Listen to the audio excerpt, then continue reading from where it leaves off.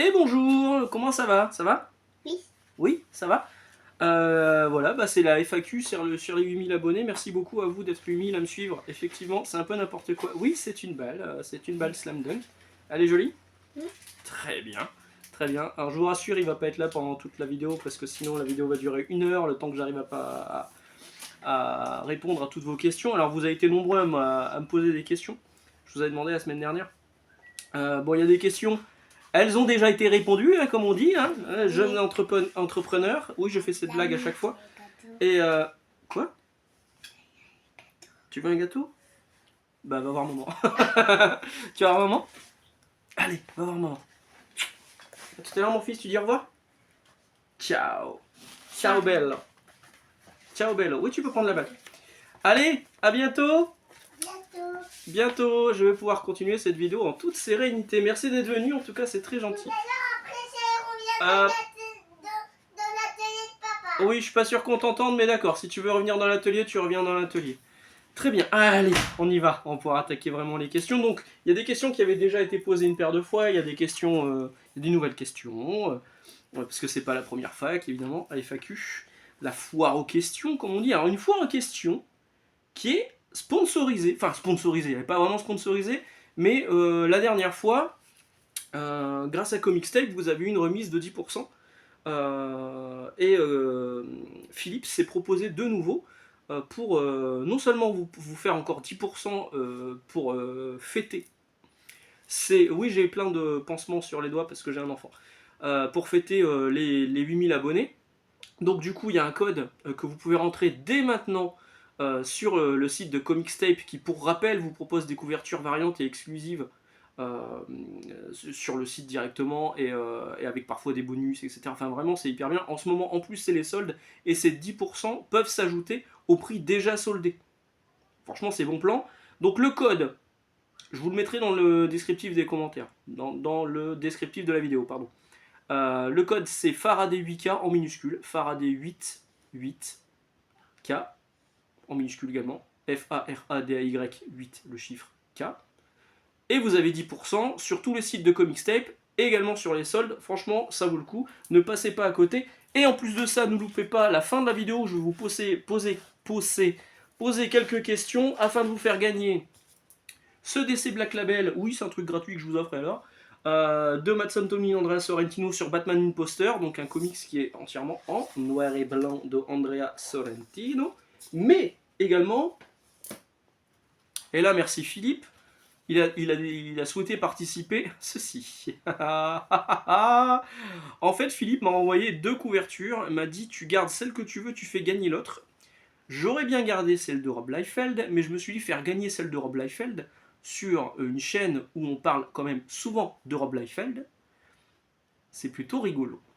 Alors, ce comics, c'est le premier numéro d'Amazing Spider-Man par Stan Lee, Steve Ditko à l'intérieur, donc c'est du vintage. Et c'est une couverture variante exclusive de Rob Liefeld, qui met lui-même After Me, voilà, parce qu'en fait ça ressemble à une couverture qu'il avait fait sur Deadpool. Enfin, je crois que c'était sur New Mutants, la première apparition de Deadpool, je crois que c'est une couverture qui ressemble à ça. Sauf que là, bah, au lieu de mettre Deadpool, il a mis Spider-Man. D'ailleurs, c'est rigolo parce que Spider-Man a des katanas en toile. Donc vous pouvez gagner cette cover exclusive qui normalement ne se trouvait que sur le Whatnot de Rob Liefeld.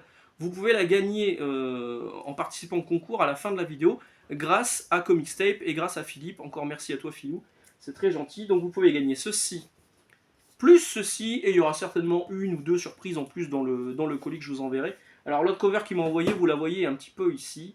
C'est une magnifique cover d'Amazing Spider-Man, le premier Amazing Spider-Man de Zeb Wells et Romita Jr. sur une couverture exclusive de Arthur Adams. Je la trouve incroyable cette couverture, et bon, clairement j'ai hésité. Hein. C'était soit je gardais la Liefeld pour moi, et je faisais gagner la Adams. Je sais, vous auriez peut-être préféré ça, mais je me dis, bon, faire gagner du Liefeld dans une chaîne où on parle quand même souvent de Rob, pas de robe de soirée évidemment, mais de Rob Liefeld. J'ai trouvé ça plutôt rigolo. Donc encore merci à Comixtape, et vous avez donc 10% de remise sur tout le site, également sur les soldes avec le code Faraday 8K. Voilà. Voilà, voilà. Alors, les questions, allons-y tout de suite. avec une première question. Alors cette vidéo sera peut-être un peu longue, hein, je suis désolé. Je vais essayer de pousser un petit peu le téléphone, voir si je peux faire un peu plus que les 20 minutes. Ça se trouve on fera plus que 20 minutes, ça se trouve on fera moins. Mais bon, au pire je ferai un montage. Enfin, bref. Bref, je me mets pas de limite. Première question de Nicole Christophe qui me dit si je perdais mon boulot, vers quoi je m'orienterais? Franchement, j'en sais rien, parce que j'ai jamais été très carriériste. Ouais, moi je. Alors, tous les ans, on a des réunions, des rendez-vous annuels sur le bilan de compétences, machin, le passif sur l'année vécue, etc. Et on nous demande aussi vers quoi tu voudrais te tourner. Bah, moi je me verrais soit repris, soit dans l'éditorial. Enfin, tous des trucs qui m'arriveront jamais dans tous les cas, parce que moi je ne suis qu'un simple libraire par accident en plus, parce que mon parcours a été quand même beaucoup plus compliqué. Donc franchement, aujourd'hui, si je devais changer de boulot, je ne sais pas ce que je ferais. Je sais pas, et pour l'instant la question se pose pas, bien heureusement. Mais il y a une question qui revient là-dessus aussi par la suite, on en reparlera. Donc merci pour ta question. Saeba Rio 3902, Rio Saeba 3902. Mon avis sur les univers partagés hors Big Two, tels que l'Energon Universe, tout ça. Bah disons qu'il y avait l'univers partagé de Mark Millar qui marche plutôt bien, avec Big Game qui vient de sortir en VF, et que je recommande, mais que évidemment on peut pas prendre tel quel. Il faut avoir lu au moins Wanted, au moins Ambassadors, un peu Magic Order aussi. Enfin, c'est mieux d'avoir lu les autres titres de Mark Millar pour tout bien comprendre dans Big Game. Et donc cet univers partagé, quand c'est un seul auteur comme Mark Millar, ça marche hyper bien. Sur le début d'Image, ils avaient fait un univers plus ou moins partagé, c'est-à-dire que Savage Dragon apparaissait dans Spawn, Youngblood apparaissait dans d'autres trucs. Donc ça marchait plus ou moins. Il y avait un crossover qui s'appelait Killer Instinct entre Cyberforce et Wildcats. Ça marchait. Et à un moment c'est parti en couille. Donc les univers partagés, c'est bien quand c'est déjà bien charpenté, on va dire. J'ai vu ce film. Que c'est déjà bien réfléchi dès le départ. Mais quand c'est brodé au fur et à mesure, franchement ça marche pas. Et même aujourd'hui, je trouve que les Big Two, bah, ça marche plus des masses en fait. Hein. Autant lire Batman, l'univers Batman, sans que ce soit trop mélangé avec d'autres trucs. Enfin, si on se retrouve avec Hawkman, un crossover entre Hawkman et Batman, moi ça va me paumer, ça va me casser les noix. Et pareil avec ce qu'ils font régulièrement, là, il y a le prochain truc chez Marvel, Venom War, tout est mélangé, il y a des mini-séries de partout. Quoi. Panini va nous proposer plein de tie-in dans des fascicules à 16 balles pièce. Non. Moi, je préfère qu'il n'y ait plus d'univers partagé. En fait, je préfère qu'il y ait une série qu'on peut lire à la limite indépendamment. C'est un peu le cas d'Invincible, et avec parfois des séries dérivées. Quoique Invincible, c'est quand même un univers partagé aussi. Mais je préfère avoir des séries qui sont un peu seules dans leur coin, pour vraiment plus apprécier et pas avoir l'impression de passer à côté de quelque chose. Et finalement, c'est quelque chose, quand on met la main dessus, on se rend compte que ça n'apportait rien dans l'histoire. C'est le principe des tie Nicolas Esparza, 1982, je présume que c'est ton année de naissance, salut vieux. Pourquoi je mets mes vidéos à minuit et pas à 18h comme la plupart des autres youtubeurs? Bah pourquoi pas, en fait. En fait, je me suis jamais posé la question. C'est vrai qu'il y a des mecs qui mettent à 18h, et a priori c'est parce qu'à 18h c'est là où il y a le plus de monde qui sont connectés sur YouTube. Je me pose pas la question. Et si je le faisais plus à minuit, bah, il y aurait des déçus, parce que finalement, moi quand je me réveille le matin, alors à 8h quand j'arrive à dormir un peu, ou à 6h30 quand le petit nous réveille très très tôt, je regarde un peu les vues de la vidéo, et il y a quand même eu genre 400 à 500 vues entre minuit et 7h du matin. Donc j'ai pas envie de décevoir ces gens-là. Il y a plein de gens qui me regardent pendant leur petit déjeuner. Alors vous pouvez me dire, ils peuvent très bien regarder la veille à 18h. Enfin, la vidéo peut arriver à la veille à 18h et ils regardent au petit déjeuner le lendemain matin. Oui, c'est possible. Mais non, par habitude, je mets mes vidéos à minuit et c'est ridicule. En plus, je déteste la patte patrouille, je suis désolé. Euh, Mon petit connaît même pas la patte patrouille. Donc par habitude, depuis le début, je mets ça à minuit, bah, je laisse à minuit. Après, si vraiment vous estimez que c'est mieux de les mettre à 18h, je mettrai à 18h, hein, mais je vois pas trop ce que ça va changer. Pour moi, en tout cas. Baptiste Vecco, j'espère que j'ai bien noté, 31,91. D'autres participations sur YouTube sont-elles prévues? Alors, alors, oui. C'est vrai que j'ai fait quelques participations cette année. J'avais dit que j'en ferais plus. Parce que j'avais été déçu sur quelques participations que j'avais faites. Enfin, j'avais fait des participations qui étaient plutôt cool. Et puis après, on se rend compte que ben, les gens derrière, on vous taille, on sait pas trop pourquoi. Donc j'avais dit, bon, j'en ferai plus. Finalement, cette année, j'ai quand même participé sur des trucs où je trouve que les gens sont plus de sympa. J'espère que je serai pas déçu par la suite. Et dans Cré de Bulle, j'ai fait une participation, ça s'est plutôt bien passé, c'était cool. C'est prévu que j'en fasse une deuxième, pour l'instant je ne sais pas encore quand, parce que, voilà, faut trouver le temps, c'est toujours ça. Et donc ils m'ont envoyé un mail, vu que j'ai participé, c'est cool, merci à eux. 10h47, ce sera avec plaisir que je les retrouverai, parce que je les trouve vraiment cool. En plus de ça, 10h47, aujourd'hui ils font un live pour fêter leur 1 an d'existence. Et ben allez-y parce que en plus c'est en live. Moi j'en fais pas souvent des trucs en live. Moi sur ma chaîne j'en fais pas des trucs en live. Chez les autres oui. Donc vous pouvez y aller. Franchement c'est cool. Il y aura peut-être un petit clin d'œil de ma part dans. D'ailleurs j'ai vu que j'apparaissais dans leur bêtisier de vendredi dernier de 10h47. Puis c'est des mecs qui sont hyper cool. Est-ce que je souhaiterais. La deuxième partie de ta question c'était est-ce que je souhaiterais participer à certains à certaines chaînes avec qui je n'ai pas encore participé, oui, j'aimerais bien être dans le Paninicast. Ce serait drôle quand même. Tiens d'ailleurs, je vous disais dans une vidéo récemment que quelqu'un de chez Panini allait faire le tour des magasins de la région. A priori, ça serait Jérémy Manès. Voilà. Je savais même pas qu'il faisait partie de l'éditorial. Moi, je pensais qu'il était traducteur une fois par-ci par-là, qui était aussi édité, enfin un peu, il faisait un petit peu d'éditorial. Mais Jérémy Manès, c'est vrai que depuis quasiment le début de Panini, il gravite autour de Panini à des postes différents. Est-ce qu'il a un emploi fictif? J'en sais rien. Mais a priori, c'est lui qui tourne. Bon, voilà. Voilà. Je crois qu'il a été community manager aussi. Jérémy Manès, il a aussi été membre d'une troupe de théâtre qui a joué sur Comédie, la chaîne, après les Robins des Bois. Et lui, à chaque fois qu'il apparaissait, il avait un épi. J'ai déjà raconté cette histoire. Il avait un épi, hop, j'étais hors cadre. Il avait un épi comme ça. Et à chaque fois, son collègue comédien lui disait ah, mais t'as un épi. C'était la blague récurrente. L'humour quand tu nous tiens. Qu'est-ce qu'on disait? Non, moi je déconne évidemment. Sur d'autres trucs actuellement, non, pas trop. Enfin, après, moi, quand on m'invite, si j'ai le temps, je viens. Si j'ai des affinités avec les personnes, je viens. J'espère pas des fois découvrir. Il y a des youtubeurs, j'ai découvert des trucs. Bon, je me dis, bon, je pense pas que je participerai avec certaines personnes, en tout cas, c'est sûr, des complotistes, des machins. Oh là là, oh là là. C'est pas mon cas. Petit Franck 2043 me demande mon avis sur les comics à 99 centimes qu'on peut retrouver sur Isneo. Je connaissais même pas, en fait, c'est grâce à ta question que j'ai découvert ce que c'était. Et sur le numérique en général, est-ce que c'est un bon moyen pour découvrir? Oui, c'est un bon moyen pour découvrir. Les comics à 99 centimes, oui, c'est une bonne chose. Maintenant, je me dis, le numérique, bon, moi j'aurais toujours une préférence pour le physique. Enfin, de toute façon, ça se voit. Sinon, il n'y aurait rien derrière, à part peut-être une clé USB. Regardez, c'est ma collection de comics. Clé USB. Euh, Moi, le numérique, j'ai du mal. Quand je suis parti au Japon là, récemment, j'ai pris une tablette pour lire quelques mangas en noir et blanc. Bon, bah, ça se prêtait plutôt bien. Ça allait, mais franchement, c'est loin, loin de l'expérience que je préfère, à savoir avoir un vrai bouquin entre les mains.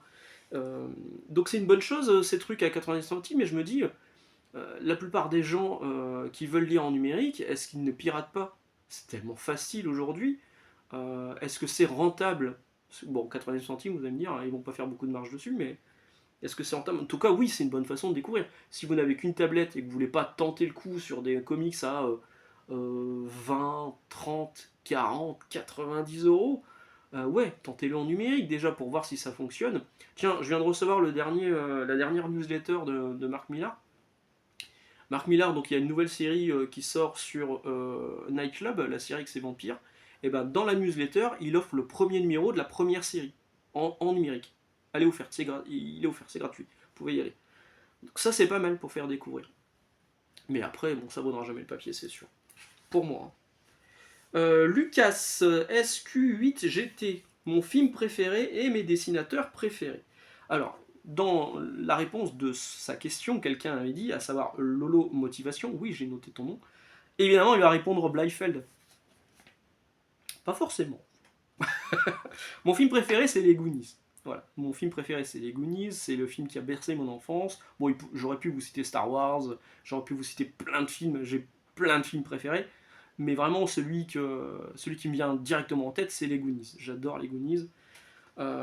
Et c'est un film que j'ai hâte de voir avec mon fils, même si je sais que ça risque d'être un petit peu impressionnant avec Sinoc. Sinoc, qui est donc le sosie de Jul, le fameux rappeur marseillais.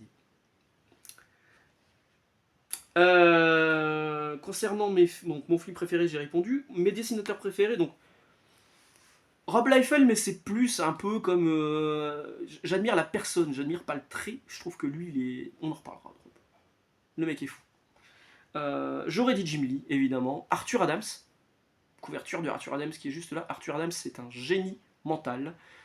Il a inspiré énormément de monde, dont un autre de mes dessinateurs préférés, J. Scott Campbell, qui se revendique souvent de l'école de Arthur Adams, tout comme Nick Bradshaw. Nick Bradshaw, c'est un excellent clone, mais qui a réussi quand même à trouver sa patte graphique de Arthur Adams. Et il y aurait Marc Silvestri aussi que j'adore, et encore aujourd'hui je trouve que son trait il est incroyable. Donc voilà, en fait, c'est pas trop étonnant ces noms-là, parce que c'est des noms que moi j'ai découverts dans les années 90, voire peut-être même un petit peu avant pour Arthur Adams, à l'époque des Image Boys. Voliverine, pas Wolverine, mais Voliverine, 13YT93, les pseudos. Mon avis sur les jeunes lecteurs, eh ben, je trouve qu'ils sont extrêmement courageux. Aujourd'hui, se lancer dans le comics, c'est pas une chose facile parce que c'est compliqué.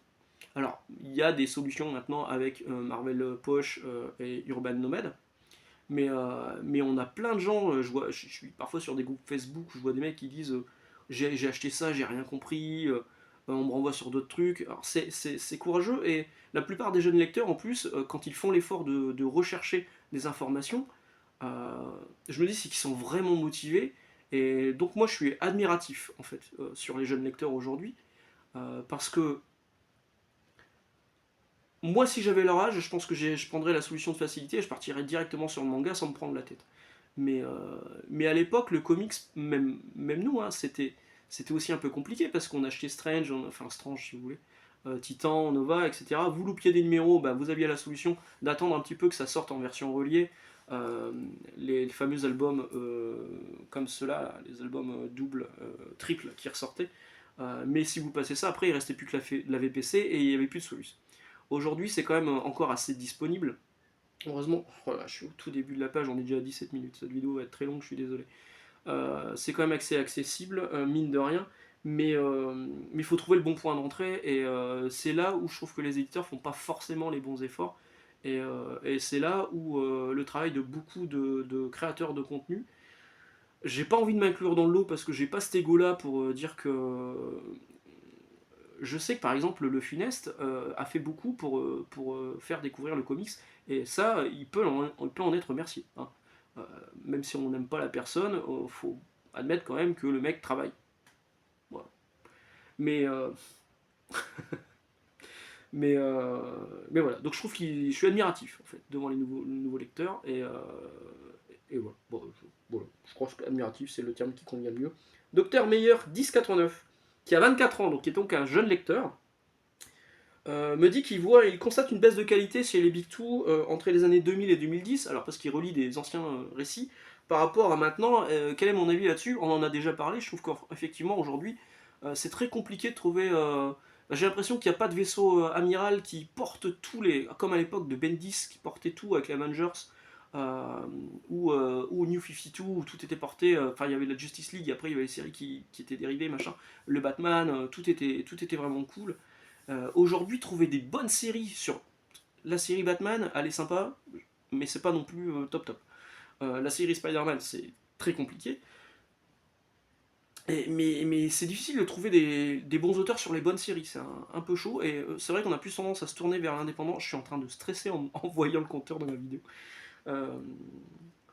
Et je trouve qu'aujourd'hui, effectivement, il y a une baisse de qualité. Toi, c'est une constatation que tu fais en tant que jeune lecteur, en ayant repris quelques vieux récits, mais même nous, les plus vieux lecteurs qui ont vécu ces années-là, quand je pense aux gens qui critiquent les années 90, franchement aujourd'hui au niveau des scénarios on n'est pas franchement mieux. Nous qui avons vécu ces années-là, moi je trouve vraiment que c'était une excellente période artistiquement et narrativement, et aujourd'hui on a perdu un peu ça. On n'a plus de gros auteurs qui se démarquent comme c'était le cas avant. On a encore Jonathan Hickman, on a encore Zdarsky, on a encore Geoff Johns une fois de temps en temps, mais Geoff Johns est parti faire son truc de son côté parce qu'à mon avis il avait plus les coups des franges pour faire ce qu'il voulait chez les Big Two. Enfin chez DC en l'occurrence. Silva, le débat était assez long d'ailleurs, il y a plusieurs réponses à ta question. Sylvain Renaud, 96-95. Comment les éditeurs peuvent faire revenir les jeunes lecteurs du rayon manga Je trouve qu'ils ont loupé quelque chose avec le MCU et le DCU, mais clairement, hein, ils ont tout loupé. C'était à ce moment-là qu'il fallait lancer les Urban Nomad et les Marvel Poche. C'était à ce moment-là qu'il fallait le faire. Quand les mecs commençaient à se dire, ah tiens, je dirais bien du Spider-Man, ils sont rentrés dans une librairie, ils n'ont rien compris, ils ont vu les tarifs, ils ont fait demi-tour. C'est à ce moment-là qu'il fallait les lancer, ça c'est dommage. Donc le MCU on a loupé quelque chose, mais aujourd'hui, justement les nomades et les pockets, c'est la bonne solution, mais ça reste des rééditions. Je pense qu'il faudrait que, globalement, à l'occasion d'un relaunch, que ce soit chez DC, donc Urban, avec pourquoi pas la gamme, l'espèce l'Absolute, la nouvelle gamme style Ultimate, qui est plus ou moins annoncée chez DC Comics, ça serait l'occasion de faire un nouveau format un peu plus souple et moins cher. Voilà. Et chez Panini, pareil, mais Panini, on sait que c'est pas après les lecteurs qui courent, c'est après leur portefeuille. Autre question que tu m'avais posée, est-ce que 8000 abos c'est pas le score de la maturité? J'en sais rien, comme d'habitude, je vous réponds toujours la même chose, moi j'hallucine quand je vois 8000 personnes. Et la vidéo sur Youngblood, oui, elle viendra un jour, oui, elle viendra un jour. Laissez-moi le temps. Peut-être que ce sera la dernière vidéo de la chaîne, j'en sais rien. On en reparle. En fait, je voulais la faire cette vidéo pendant mes vacances en me disant je vais avoir le temps de la faire. Et en fait, je me rends compte que j'ai 0 temps libre sur ces vacances. Cyril Gadoulot, 73-70. Quelle question je voudrais qu'on me pose? J'ai un billet en plus pour aller à Tokyo. J'ai un billet en plus pour aller à New York. Est-ce que tu en veux? Voilà. Vincent Lecomte 3421. À quand une vidéo avec Comics Code? Bah ce sera avec plaisir, mais Comics Code il apparaît pas à l'écran, il apparaît pas à l'image, je pense qu'il sait pas ce qu'il veut. Et puis je trouve que nos deux chaînes sont complètes plutôt pas mal. Moi je donne surtout des avis à chaud machin. Lui c'est beaucoup plus posé, c'est beaucoup plus. Moi franchement sa chaîne, il y a peu de chaînes que je suis encore sur YouTube concernant le comics. Comics Code c'est une des chaînes que je suis religieusement avec 10h47. Et nos chaînes se complètent, et devoir mélanger les deux, je suis pas sûr que ça fonctionne vraiment. Maintenant, si un jour il y a un live sur notre chaîne, chez n'importe qui, et lui est invité et moi aussi, ce sera avec plaisir. Mais déjà, moi j'invite personne sur ma chaîne parce que je sais pas techniquement le faire.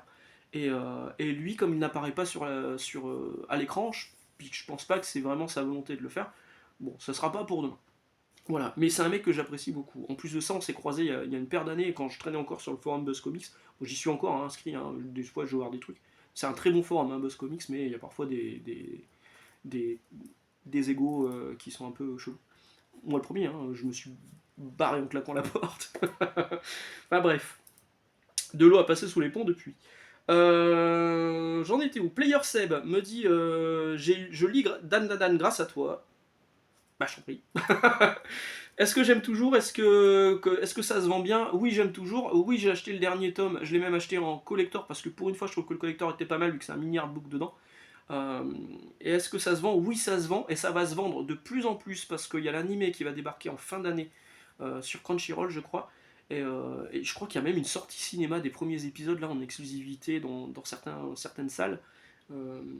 Et je pense que quand les gens vont se rendre compte, vont voir l'anime Dan Dadan, ils vont se rendre compte que c'est exceptionnel et les ventes vont grimper d'un coup. Déjà que là c'est plutôt pas mal au niveau des ventes. Et ça reste toujours excellent. Voilà, là j'ai lu le dernier tome là, cette semaine. C'est top, Dan Dadan. Jubojean me dit demain on me donne la licence Marvel, comment je l'organise? eh ben, je refais des formules comme faisait Panini au tout début. Un titre Avengers, un titre Spider-Man, un titre dérivé d'Avengers avec Hulk, Thor, Captain America, ce que vous voulez. Ou alors on revient à la formule version intégrale. Enfin bref, du souple. Maximum 16 €. Pour les anciens titres, pour les anciennes séries, je rééditerai mais par époque, un peu comme fait Urban, ou par scénariste, un peu comme fait Urban. Grant Morrison présente Batman, Paul Dini, machin, Geoff Jones, Green Lantern, je ferai ce genre de choses. Euh, En gros, je ferai du Panini Italie ou du Panini UK. Voilà. Mais je ferai pas du Panini France. Benoît Paris 77 me dit, est-ce que j'ai un voyage prévu aux US? Alors, le dernier voyage que j'ai fait aux US est le... Enfin, c'est pas le seul voyage que j'ai fait aux US, mais c'est celui qui a été le plus intéressant pour moi. Bon, déjà, je me suis marié à Vegas. C'était en 2019. Et je suis passé par New York, je suis passé par Las Vegas, donc je suis passé voir un ami aussi au niveau de Los Angeles, qui m'a fait visiter plein de comic shops, c'était hyper cool. Et en refaire un, oui, c'est prévu avec Margot qu'on retourne aux États-Unis. Margot voudrait bien pour ses 40 ans, donc c'est pas encore tout de suite, hein, elle est encore un peu jeune. C'est vrai qu'elle vient juste de fêter ses 18 ans. Que pour ses 40 ans, on aille à Salem. Parce que c'est une sorcière, Margot. Elle m'a envoûté de toute façon. Donc oui, c'est prévu qu'on y retourne, et dans ce cas-là, je ferai un peu plus de vidéos comme j'ai fait là actuellement lors de mon dernier voyage au Japon. Touni me dit mes sorties franches et sanguines sur les éditeurs ont-elles un impact sur mon boulot? Alors pas vraiment, j'ai jamais eu vraiment de retour là-dessus. En plus, je sépare vraiment le côté perso et le côté professionnel. Je veux pas mélanger les deux. Je sais qu'on m'a déjà, j'ai d'anciens collègues ou directeurs qui m'ont dit on devrait diffuser tes vidéos, machin, sur l'écran. Bon, il n'y a plus d'écran maintenant, c'est réglé. J'ai pas envie. J'ai pas envie non plus, quand je fais des coups de cœur, de mettre Max Faraday, machin. Non. David, c'est David, Max Faraday, c'est Max Faraday, je n'ai pas envie de les mélanger, mais la seule fois où ça a eu un impact, c'est quand j'ai eu un appel dans mon repris MDS qui s'occupe. Alors c'était vraiment au tout début où j'avais repris le comics, qui m'avait appelé de la part d'Urban. Et qui m'avait dit oui, c'est super ce que tu fais, Urban est hyper content parce qu'il y a plein d'Urban dans ton décor. Bon, là vous voyez, il n'y en a pas, hein, parce que effectivement j'ai tout bougé, j'ai tout décalé, mais vous en reverrez, ne vous inquiétez pas. C'est work in progress, c'est pas encore fini. Et donc j'avais eu un appel de la part de mon repris qui me disait de la part d'Urban, bon, tu présentes des trucs qui sont parfois en avance, Urban voudrait je lui ai raconté cette histoire-ci. Urban aimerait reprendre le contrôle de son calendrier, j'ai fait bah très bien, ok. Mais dans ce cas-là, que quand moi je raconte un truc, que ce soit pas raconté par d'autres non plus, quoi. Qu'on vienne pas me voir moi sous prétexte que je suis libraire, alors que d'autres le font aussi. Ouais. Ensuite, j'ai eu quelques échanges avec François Hercouet, avec Charlène Durban, toujours de façon courtoise, mais chacun un peu arrêté sur ses positions. Bon, voilà, c'est tout. Mais c'est tout. Sinon, ça n'a pas d'impact sur mon boulot. Voilà. À part qu'on m'envoie un tueur de chez Panini, là, pas de bol, je suis en vacances, mais ça aurait été tellement drôle. Voilà, voilà. Ça a un impact peut-être sur les ventes. En fait, on m'emmerde pas parce que mon rayon fait du chiffre, mais clairement, hein, mon rayon il fonctionne vraiment très très bien. Et peut-être que ça a un impact sur le fait que certaines personnes découvrent où je travaille et décident de venir pour. Alors j'aime bien, c'est quand on me dit c'est pour soutenir la chaîne, ça soutient pas la chaîne, ça soutient le fait que je puisse mettre du ketchup dans mes pâtes. Mais merci, c'est toujours cool de croiser des. Je suis allé chez Disneyland cette semaine, il y a un mec qui m'a reconnu, je le salue d'ailleurs ici. Franchement, je m'y attendais pas. Et c'était un échange plutôt sympa en plus. Euh, ouais, je prenais le. Je vais peut-être vous faire une vidéo, tiens, d'ailleurs. Je prenais le truc là qui a remplacé Aerosmith sur Avengers, je sais plus quoi là. Et j'avais pas mes lunettes, je vois un mec qui me fait signe et tout, sauf que moi j'ai pas mes lunettes, je sais pas s'il me fait signe à moi ou au mec devant. Et bon voilà, et à la sortie, donc le gars m'attendait. C'était cool, merci à toi. En tout cas, ça m'a fait rire ce jour-là, c'était cool. Incroyable.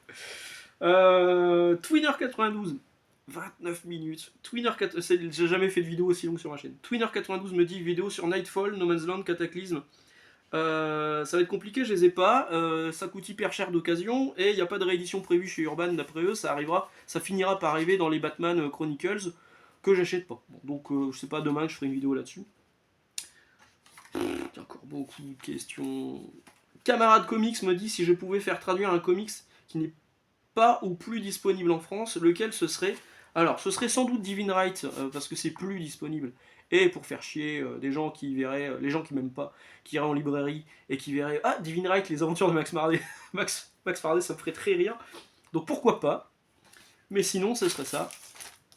Voilà, juste pour la blague. Parce que c'est du Mark Millar, parce que c'est du Rob Liefeld, et parce que ça partait très très bien. C'était un peu la version ultimate de Youngblood, scénarisée par Mark Millar. Il y a eu malheureusement qu'un seul numéro, mais ça partait tellement bien. C'est parodique en plus sur l'univers des X-Men. Enfin, on voit des trucs improbables.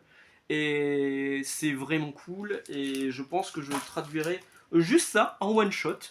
Histoire de faire venir Rob Liefeld en dédicace chez Astro City. Pourquoi pas, ce serait drôle.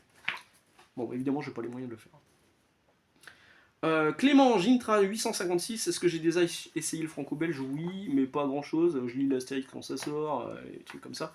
Certains autres titres franco-belges me sont souvent recommandés, mais les titres du label 619, tout ça, mais j'ai pas l'envie et la volonté. J'ai déjà tellement de choses à lire en manga et en comics que j'ai pas la volonté d'aller vers le franco-belge. Je sais, c'est un tort, mais maintenant je suis trop vieux pour changer d'avis. Et il y a que les cons qui changent pas d'avis. Et je suis con. Le gros sympa, je suis sûr que t'es pas si gros, mais que t'es pas si sympa non plus. 7916. Un mauvais comics que j'aime hors Liefeld.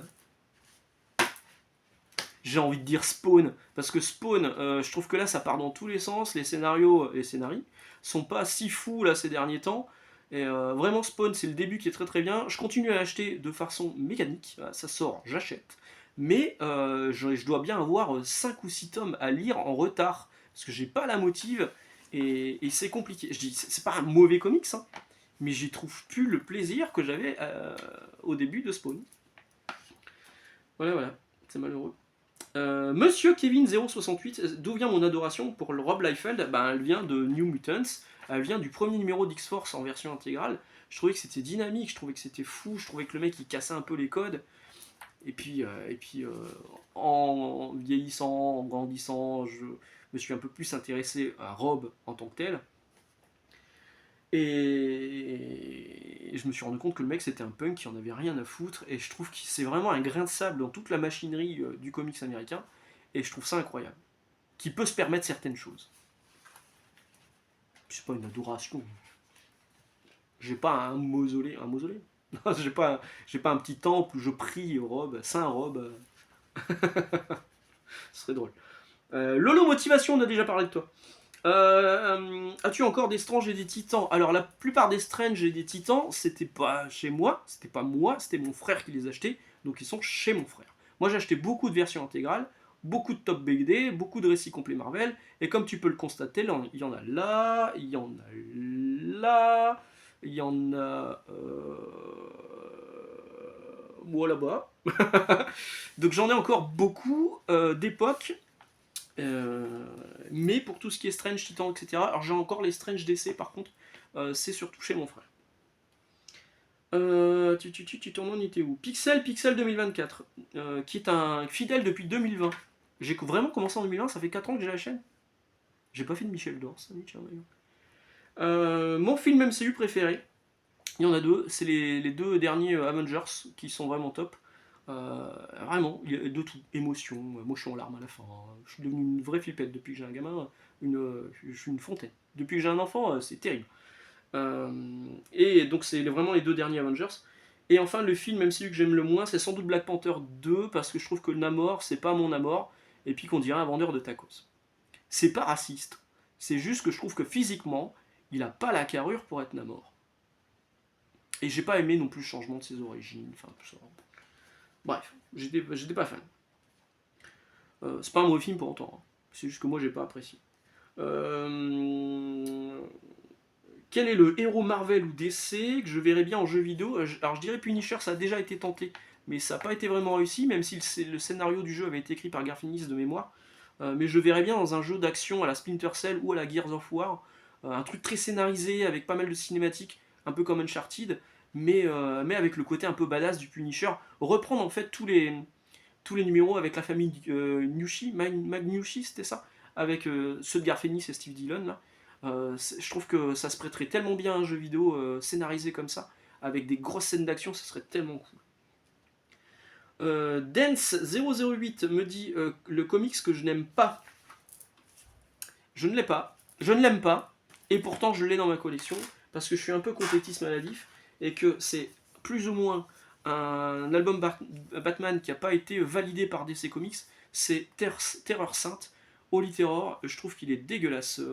Alors, c'est pas dégueulasse au niveau du trait, hein, c'est du Frank Miller en noir et blanc euh, qui fait sa version d'un nouveau Dark Knight, mais il est dégueulasse au niveau de la mentalité. Enfin, c'est vraiment les Arabes voilés, c'est les grands méchants, c'est tous des terroristes. Enfin, c'est vraiment Frank Miller qui tourne vieux papy facho et qui décide de faire son comics à tel point que quand ça a été proposé par DC, ils ont dit non. Donc moi, je l'ai pris parce que j'ai fait une vidéo dédiée et je l'avais pas jusque-là. Une vidéo dédiée à Dark Knight et j'en ai parlé un petit peu à ce moment-là. Mais c'est vraiment un comics que j'aime pas. Juste pour sa vision des choses. Très réducteur. Cassin Cédric, un fidèle de la première heure également, me dit le personnage que tu trouves le plus surcoté, c'est Deadpool. Je le trouve top en film, je le trouve beaucoup moins bien en comics. Et le plus sous-coté, c'est Moon Knight. Je trouve que Moon Knight, ils arrivent plus à faire quelque chose de bien.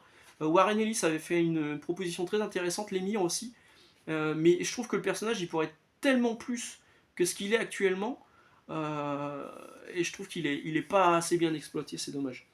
Tu me demandes à quand une prochaine vidéo avec Alric. Bah Alric, il a un peu laissé tomber les vidéos, donc c'est un peu plus compliqué là-dessus. Je sais que si je lui disais, viens en live, il viendrait direct. Mais encore une fois, moi j'invite personne sur ma chaîne parce que je sais pas faire. Mais pourquoi pas un jour on pourrait faire un nouveau Fantastic Friday avec Alric. Alric, si tu regardes cette vidéo, on peut en reparler. Je sais que lui, il est open. Guillaume 5361, ma couverture favorite. Bah celle-là elle est bien. Celle-là elle est vraiment top. Je vais vous la montrer de plus près. Viens ici toi. Hop là. Elle est top. Hein. Elle est incroyable. Je trouve qu'Arthur Adams, plus il vieillit et plus il se bonifie. C'est pas le cas sur certains scénaristes qui voient un petit peu passer leur meilleure période est derrière eux. Mais là, Arthur Adams, le mec est un maoul. Mais celle qui m'est tout de suite venue en tête, c'est celle-ci. C'est Jane 13 numéro 2. Alors c'est une variante qu'on a vue plein de fois dans du franco-belge, dans du cinéma. Vous savez, c'est ce cul. Voilà, avec deux jambes et puis un personnage dans le fond. Mais à l'époque, elle m'a vraiment marqué cette couverture, je la trouvais tellement belle. Et puis vous voyez, je l'ai fait dédicacer par Campbell, par Jim Lee, etc. J'aurais pu dire également cette Devlo juste parce qu'il y a un dessin de Jim Lee dessus, voilà, je me la pète un peu. Ou j'aurais pu dire également cette Jane 13, encore Jane 13, European Edition qui brille dans tous les sens, qui est magnifique et qui, je sais pas si je vous l'ai déjà montré ça en vidéo. Donc c'était l'époque où c'était le European Tour, donc tous les auteurs de Jane 13 venaient, donc là il y a la couverture de Brandon Choi, de Campbell, de Jim Lee. Jim Lee m'a dessiné un lapin et une carotte parce qu'en fait il partait mais vraiment très vite. Je lui dis tu peux pas me faire un dessin n'importe quoi, une carotte même si tu veux. Il m'a dessiné une carotte et il m'a dit attends je te fais un lapin en plus et il m'a fait un lapin. voilà. Et cette couverture je la trouve tellement années 90. Bon finalement c'est pas les années 90, c'est un peu plus tard ça. 96 non je dis une connerie, c'est les années 90. Et ouais elle fleure tellement bon les années 90 cette couverture, je la trouve aussi incroyable. Désolé, tu m'as demandé une couverture et je t'en ai sorti plusieurs. J'ai vu ce film. Frédéric Darras, pareil, un fidèle et quelqu'un avec qui je partage souvent des messages. Mon avis sur le MCU, alors tu me dis sur ce qu'il a été, sur ce qu'il est devenu, sur ce qu'il aurait pu être si j'avais une casquette avec écrit Kevin dessus, Feige. Mon avis sur le MCU, c'est que ça a été bien. mais que c'est mort depuis les derniers Avengers, c'est très compliqué de retrouver quelque chose. Il n'y a plus de fil rouge comme avant. Ils n'arrivent plus à faire. Ils ont essayé de faire un fil rouge avec Kang, ça ne marche pas. Euh, sur ce que c'est devenu, je t'en ai parlé. Ce que ça aurait pu être, moi j'aurais fait quelque chose. Là j'ai plus d'attente en fait sur le MCU. Hein. Maintenant quand il y a un film qui sort, c'est une bonne surprise, tant mieux. C'est pas une bonne surprise, tant pis. J'attends plus rien, comme ça au moins si c'est bien, bonne surprise. Moi ce que j'aurais fait, c'est que j'aurais plus respecté les personnages et j'aurais plus respecté les auteurs. Je vous ai parlé tout à l'heure de Namor. J'aurais pu parler d'autres personnages également. Qu'on change comme ça du jour au lendemain. Dans le prochain Fantastic Four, Silver Surfer est une femme, c'est Chalabal. Pourquoi faire ça? Je trouve ça pas respectueux du personnage d'origine. Et j'aurais plus respecté les auteurs parce que quand les créateurs par exemple de Winter Soldier, c'est Ed Brubaker, qu'on lui file 5 000 $ plus une entrée pour aller voir le spectacle le film en avant-première, c'est irrespectueux total. Bref, j'aurais plus impliqué les auteurs de comics. Maxime me dit réédition ou nouvelle collection. Est-ce que je préfère les rééditions ou les nouvelles collections? Sur certains titres, j'ai pas bien noté ta question, je pense. Ah oui, tu me disais par rapport à Urban. Euh, Moi, je préférais que ce soit des rééditions. Maintenant, je sais que pour garder, vous voyez, il vous manque un numéro, genre Batman Terre 1, numéro 3, il n'a pas été édité à beaucoup, il était déjà en rupture, et maintenant c'est compliqué de le trouver. Et à la place, Urban, au lieu de rééditer juste ce tome-là, il va éditer un intégral en fin d'année. Moi, je préférais que ce soit une réédition, pour compléter les collections. Mais je comprends que au niveau du coût, pour l'éditeur, c'est plus intéressant de lui de refaire un événement sur une sortie, plutôt que rééditer un truc qui a déjà vécu sa hype. Tu me poses également une question sur Vestron, oui, non, Vestron, j'en lis pas. Mon avis, c'est que c'est une petite structure, ils font ce qu'ils peuvent. Ah, évidemment, ça paraît un peu cher par moment, mais ils ont quand même réussi à sortir le Snake Eyes de Rob Liefeld, joli. J'en lis pas, parce que je suis pas intéressé par ce qu'ils proposent, mais le jour où ils sortiront Divine Right, je me pencherai sur le cas, quoi. Et le jour où ils sortiront Youngblood Bloodsport, ça arrivera jamais. Mais le jour où ils sortiront Youngblood Bloodsport, je me pencherai sur le cas. Mais je trouve que c'est une bonne maison d'édition qui fait ce qu'il peut avec les moyens qu'ils ont. Et je trouve qu'ils s'en sortent plutôt bien. Voilà. En plus, ils ont un super CM. Pierre Davila. Comment ça se fait que j'ai 8000 abonnés alors qu'il y a 4000 lecteurs en France? Alors, je présume qu'il y a quand même plus que 4000 lecteurs en France, sinon on serait vraiment dans la merde. Nous sommes les 4%, machin, tout ça. Alors tu m'avais posé plusieurs questions et il y en a deux, c'était des questions un peu pour la blague. Donc j'ai retenu vraiment celle-ci, avec Dubaï, avec Panini, machin, bref, tout ça. Donc j'ai retenu celle-ci. Donc pour moi, il y a plus que 4000 lecteurs en France. Pourquoi j'ai eu 8000 abonnés, j'en sais rien. J'en sais rien, mais parfois il y a des chaînes YouTube qui ont démarré genre il y a un an. Je regarde le nombre d'abonnés, je regarde ce qu'ils proposent, je me dis c'est un peu ce que font tout le monde. Et je vois le nombre d'abonnés et je me dis mais comment ils ont fait? Je sais qu'on peut acheter des abonnés, je dis pas que c'est ce qu'ils font, je sais qu'on peut le faire. Moi je l'ai jamais fait parce que de toute façon je ne saurais même pas qui contacter, hein. Mais puis surtout je m'en balèque. Mais il y a des moments où je comprends pas. Et je ne comprends pas moi comment je réussis à avoir 8000 abonnés. Effectivement, je pense qu'il n'y a peut-être pas 8000 lecteurs de comics en France. J'en sais rien, j'ai pas les vrais chiffres. Mais c'est toujours incroyable. 45 minutes cette vidéo. Et elle n'est pas terminée. Je suis désolé. Julien D. Théba. The Bat. Ah putain, je viens de comprendre. Je viens de comprendre ton pseudo. Julien D. The Bat. Quelle série des 90s ou 2000 est sympa à lire pour quelqu'un qui a découvert les comics tardivement? Le duo Darkness Witchblade. Alors, surtout le début de Witchblade, où moi j'ai eu il y a une révélation au tout début de Witchblade sur un personnage où je me suis dit oh putain ils sont trop forts, et j'ai refeuilleté les anciens numéros en me disant oh j'avais même pas vu venir le truc. Et je trouve que le tout début de Darkness il est top, l'histoire, l'origine story de Darkness est top, c'est du très bon Garfénis, c'est du très bon Silvestri. Les crossovers qu'il y a après il y a Benitez qui arrive au dessin, il y a Dalkeon qui arrive au dessin. Alors, cette série on était tellement bien servi au début. Et je trouve qu'aujourd'hui encore ces séries sont euh, attrayante au niveau du trait, très intéressante au niveau du scénario, le début encore une fois, et accessible malgré tout. Nelson0318 me dit est-ce que je pourrais refaire des vidéos guides comme j'avais fait sur la vidéo guide d'Avengers de Bendis. Alors oui, je pourrais. Voilà, oui, je pourrais. Non, mais c'est des vidéos qui demandent quand même assez de préparation. Et en plus, quand je fais la vidéo sur Avengers de Bendis, c'était une vidéo qui était où j'ai ressorti ma collection en moi, donc il y avait un peu de tout. Il y avait des trucs qui sont plus disponibles en VF, il y avait des trucs en VO parce que moi j'arrivais plus à les trouver en VF, ou c'était compliqué. Donc en fait, c'est une chronologie de lecture, mais qui n'est pas forcément en raccord avec ce qui est proposé actuellement en dispo dans les librairies. Donc bon, c'est bien parce que ça vous permet d'avoir un peu une chronologie. Donc oui, je pense que je referai.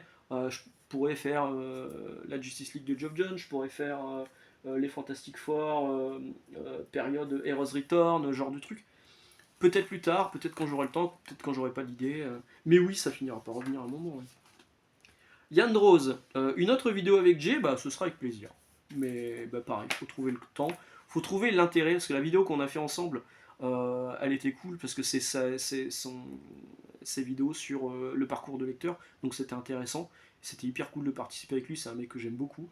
On est souvent raccord en plus au niveau des trucs. Là, il a fait une vidéo dernièrement sur Havan, la quête de Dai, le spin-off. Et j'ai regardé cette vidéo parce qu'on a échangé des messages là-dessus parce qu'il y a des trucs, il y a des clins d'œil que lui avait peut-être pas forcément vu, que moi j'avais pas vu et que j'ai vu dans sa vidéo. Ah, vraiment, on est complètement raccord et refaire une vidéo avec lui, oui, mais il faut qu'il y ait une justification. Sinon, c'est juste pour faire une vidéo où on mange des saucisses. Ah oui, le jour où je passe dans sa région ou que lui passe sur l'île, pas de problème. Hein. On fait un feat, en live. Combien de comics VF et VO tu me demandes? J'en sais rien. J'en sais rien. Il y a très très longtemps, je tenais un carnet où je notais tous mes trucs et je l'ai abandonné il y a bien 15 ans. Je sais pas. Trop. Mon comics le plus cher, le plus rare, j'en sais rien. Celui qui me tient le plus à cœur, c'est celui-là. C'est Gen 13 numéro 1, dédicacé par Garner, Choi, Jim Lee et Campbell, enfin tous les créateurs d'origine. Euh, donc vraiment, et en plus je l'ai en double, j'en ai deux comme ça. Et vraiment c'est un comic qui me tient extrêmement à cœur parce que c'est vraiment celui qui m'a fait revenir dans les comics après une période de creux. Le plus rare, franchement j'en sais rien, ça se trouve c'est celui-là maintenant. Hein. Disponible sur Comics Tape. C'est écrit là. Oui, je lui fais encore de la pub. Mon budget par mois, pareil, j'en sais rien. Je me pose pas de questions là-dessus parce que j'ai une remise au boulot, je peux emprunter, donc je peux lire un petit peu avant pour être sûr que ça me plaise vraiment. Ça a été le cas sur Transformers, je l'avais emprunté, je savais pas si ça me plairait, j'ai adoré, donc je l'ai acheté. Transformers, hop là. Donc j'ai pas vraiment de budget, c'est un peu un problème. Si ça me plaît, j'achète. Malheureusement, la place n'est pas extensible. Pardon, petit rototo. J'espère que le son sera bon, il n'y a pas de micro aujourd'hui. Si cette vidéo, il n'y a pas de son à la fin, alors que je suis déjà à 50 minutes, de la merde. Je la refais pas, je vous préviens. Romain Lécuyer, on arrive bientôt au bout. Hein. Romain Lécuyer, pourquoi ne pas travailler dans une librairie SP ou indépendante, style Astro City, ou une autre librairie de Lille, afin qu'il puisse profiter de mes lumières. Alors, mes lumières. Sachez que il y a plein d'excellents libraires, je ne m'inclus pas forcément dans le lot, comics, mangas, machin, tout ça, qui n'apparaissent pas sur les réseaux sociaux, qui ne font pas de vidéos. Donc, des mecs qui sont à leur place, il y en a plein. Moi, ce que je pourrais apporter en plus, peut-être pas grand-chose, parce que, enfin, moi, ce que je connais en comics, comparé à Damien et Fred d'Astro, c'est que dalle. Hein.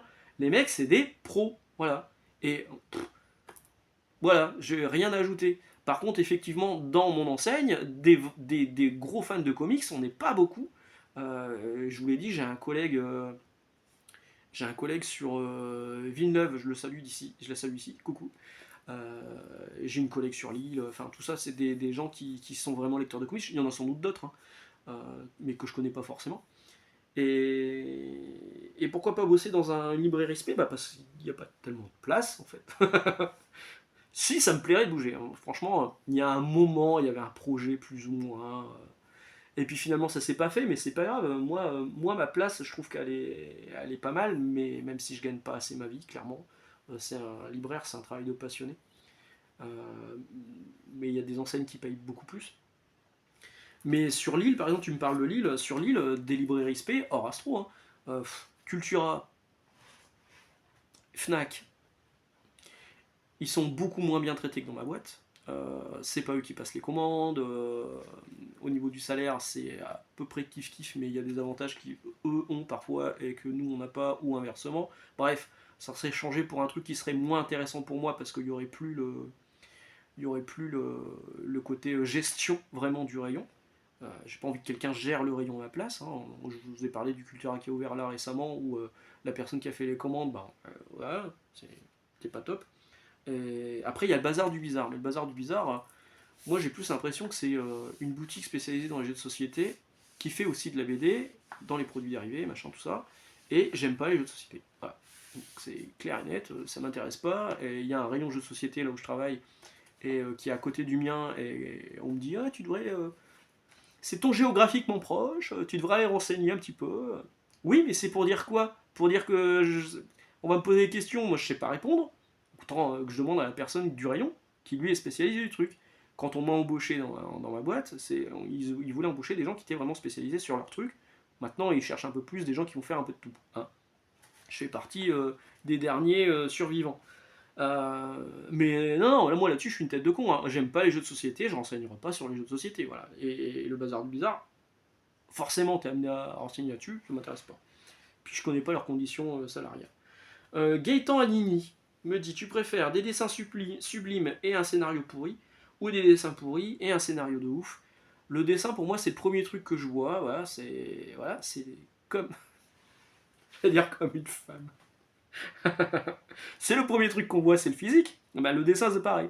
Donc moi, si le scénario est middle, voire pas ouf, mais que le dessin, je trouve top, je prends. Par contre, à inverse, si on me dit ouais, ça c'est génial, il y a plein de fois où vous me dites dans les commentaires c'est génial, tu devrais lire ça, je le feuillette, je me dis ouais, le dessin est dégueulasse, enfin j'aime pas. C'était le cas sur Department of Truth, j'aime pas le dessin, vraiment. Même si c'est meilleur scénario du monde, je le lirai pas, ça m'intéresse pas. Voilà. Donc je préfère des dessins sublimes et un scénario pourri. Encore une fois, les Image Boys. Metro Comics, c'est l'avant-dernière question, rassurez-vous. Le format de comics à mettre le plus en avant d'après moi est celui à stopper ou à réduire. Celui à mettre le plus en avant, actuellement c'est les Urban Nomades et les Panini Pocket. Et celui que je stopperai ou que je réduirai, je changerai. Alors, c'est pas que je stopperai ou que je réduirai, c'est que je changerai la formule des 100% pour revenir sur un truc accessible. Voilà, encore une fois, revenir sur cette formule-là. Les souples, qui étaient moins chers, qui étaient avec des rabats, et qui prenaient moins de place dans une bibliothèque, et pas forcément venir sur de la couverture dure, hein. Non. Baisser les prix. Baisser les coûts de production, baisser les prix, c'est ce que je ferai. Et il y a certaines séries qui ne mériteraient pas d'avoir vraiment un 100% dédié. Hein. Un autre fascicule à la Marvel Comics, ça serait pas mal aussi. Enfin bref, moins cher. Ou que les séries sortent dans une style version intégrale, encore une fois. Version intégrale, c'était top. Il y avait 2 épisodes qui sortaient tous les 2 mois. On savait quand ça sortait. On savait qu'on allait avoir 48 pages, et ça coûtait 20 balles. Voilà, ça coûtait 3 euros. Aujourd'hui, vous faites la même formule, vous la mettez à aller 5 balles. Finalement, ce sera à peu près la même chose que le prix d'un 100%, mais il y aurait cette temporalité, voilà, tous les 2 mois, vous finissez par un cliffhanger, vous savez que ça sort, et puis vous avez vos 2 épisodes, et c'est un format qui est tellement cool, qui rappelle les floppies américains, vraiment je reviendrai là-dessus. Ensuite, dernière question, on arrive au bout, après on passe au concours. Certa K7H me demande mon avis sur la nouvelle gamme, donc Absolute, chez DC. Alors, cette gamme Absolute, ça se veut le Ultimate Universe de chez DC Comics. Elle s'appelle également All In. Elle est chapeautée par Scott Snyder, ça me fait peur. Ça me fait peur. Scott Snyder, il est capable de très bon. C'est Batman. Et All Star Batman était mignon aussi. Et il est capable de trucs dégueulasses. Les Batman Metal. Sa Justice League, il y a certains bons trucs, et à la fin il est parti sur Metal et c'était nul. Et on le voit aussi en indé, il y a des titres qui sont cool, il y a des titres qui sont beaucoup moins bien. Donc Snyder, ça me fait peur. ça me... Voilà, je suis pas en genre, ouhou, vivement. Non, c'est Snyder. Si ça avait été écrit Geoff Jones, Bendis, Millard, oui. Brandon Joy, non je déconne. J'aurais dit oui, mais non. En plus de ça, ils ont déjà tenté le coup avec la gamme All-Star. All-Star Superman est arrivé jusqu'au bout. C'était pas mal. C'est pas ce que je préfère sur Superman, mais c'était pas mal. All-Star Batman and Robin par Frank Miller et Jim Lee, on verra jamais la fin. Enfin, peut-être, on sait pas. A priori, Jim Lee avait dit oui, la fin a déjà été écrite. Euh, mais c'est pas dans les détails par Frank Miller. Donc lui, à la limite, s'il trouve un accord avec Frank Miller, il pourrait reprendre l'histoire et la terminer lui-même en s'attelant peut-être avec un autre scénariste. Ça pourrait être cool, mais là, franchement, j'ai des doutes. Et donc, ils avaient déjà tenté ce genre de truc, et ça n'a pas abouti à une gamme plus étendue, malheureusement. Il y a eu All-Star Superman, All-Star Batman and Robin. Basta. Ça aurait été cool, hein, All-Star Justice League, tout ça, mais non. Donc, bon, on verra quand on les aura à main. Voilà, c'est terminé pour cette vidéo, j'espère que ça vous a plu. J'ai rien oublié, non, je ne crois pas. Donc, on va passer au petit concours avec des petites questions. Concours pour rappel, gagner ce... J'ai posé Batman Imposteur, qui est juste là. Et Amazing Spider-Man numéro 1 de Stanley Steve Ditko, pardon, avec une variante cover exclusive de Rob Liefeld. Voilà. Et tout ça, donc le comics en VO, il est offert par Comics Tape. Encore une fois, rappel, vous avez 10%, même sur les soldes, sur le site de Comics Tape, avec le code en minuscule Faraday 8K. Encore merci une fois, Phil. Donc les questions. 4 questions, 1, 2, 3 et 4. En fait, il y a 3 questions principales et une question pour départager les gens. Première question, notez-les bien, elles seront notées dans le descriptif. Quel est le comics Avengers le plus vendu de l'histoire de Marvel? Quel est le comics Avengers le plus vendu? A priori le plus vendu. J'ai pas les chiffres exacts. Quel est le comics Avengers qu'on estime être le plus vendu? Voilà. Deuxième question, quel personnage de Disneyland, je suis allé à Disneyland en début du mois, en début de semaine, a volé la poussette de Charlie? Et oui, réponse sur Instagram. Quel personnage de Disney a volé la poussette de Charlie pendant que j'avais le dos tourné? Troisième question. Combien de fois ai-je prononcé Rob Liefeld dans cette vidéo? Combien de fois ai-je prononcé Rob Liefeld dans cette vidéo? Pas juste Rob, pas juste Liefeld, Rob Liefeld. Et enfin la question subsidiaire pour séparer un peu les gens qui seraient égalité. Quel est mon... De combien... non, je vais y arriver. Combien ai-je de tatous sur le corps? De tatouages. Alors on compte pas les... Voilà, on compte pas ça. Ça c'est pas des vrais tatouages, hein. Ça c'est des trucs que mon fils me colle. Donc combien ai-je de tatouages? C'est une question débile, je sais, mais j'y ai pensé parce que je vais bientôt en faire un nouveau. Combien? Et j'aurais pu vous dire que je vais bientôt en faire un tième. Combien ai-je de tatouages en tout sur le corps? C'est la dernière question. Donc pour rappel, les questions. Quel est le comics Avengers considéré comme le plus vendu de l'histoire de Marvel? Quel personnage de Disneyland a volé la poussette de Charlie? Combien de fois ai-je dit Liefeld, Rob Liefeld dans cette vidéo? Et mon nombre de tatouages sur le corps. En même temps, est-ce que ça peut être ailleurs que sur mon corps? Je ne sais pas. Voilà, j'espère que ça vous a intéressé. N'oubliez pas, il y a 10h47 qui fait un live aujourd'hui, donc rendez-vous sur 10h47, je crois que c'est dès ce soir. Excellente journée, excellente lecture. Encore merci pour vos nombreuses questions et pour les 8000 abonnés. Le concours dure jusque dimanche prochain. Non, pas dimanche prochain. On arrête le concours mardi 20h. Pareil, ce sera précisé. Le concours à mardi 20h. Mardi 20h, vous mettez vos réponses aux questions d'aujourd'hui dès mardi 20h. Je vais y arriver ou pas? Donc mardi 20h, vous mettez vos réponses à la question. Voilà, basta. Tout ce qui sera après mardi, genre 20h10, terminé bonsoir, je ne les prendrai pas en compte. Mais les questions devront, vos réponses devront être mises à partir de... Enfin, à mardi 20h. Voilà, vous avez jusque mardi pour réfléchir et pour creuser un petit peu. À mardi 20h, vous mettez vos réponses dans les commentaires de cette vidéo. Je vais y arriver et je tirerai au sort dimanche prochain. Encore merci. Bonne chance pour le concours. Cette vidéo fait 1 heure, c'est la vidéo la plus longue de la chaîne. Et bah mardi. Ciao!